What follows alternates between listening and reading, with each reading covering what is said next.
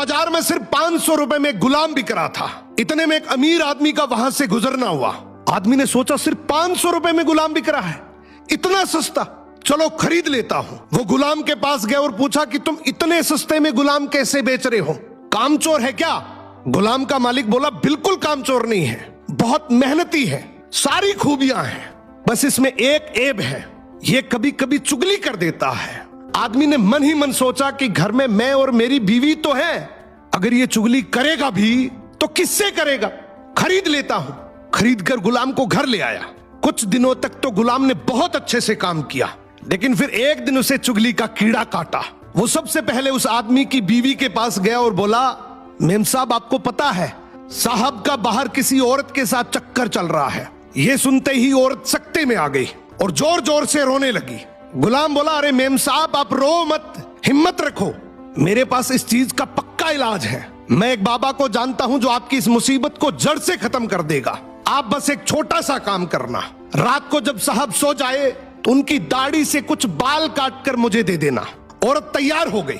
फिर वो गुलाम वहां से उठा और आदमी के पास गया। उसने बोला, साहब क्या आप जानते हैं मेम साहब का बाहर किसी आदमी के साथ चक्कर चल रहा है। ये सुनते ही आदमी आग बबूला हो गया।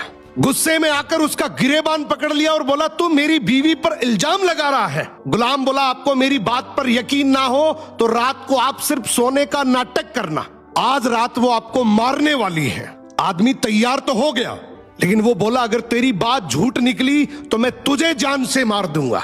रात हुई, आदमी ने सोने का नाटक किया। उधर उसकी बीवी जैसा गुलाम ने कहा वैसा करने लगी। रात के 3 बजे हाथ में कैंची लेकर जैसे ही उस आदमी के पास पहुंची, आदमी तुरंत जाग गया।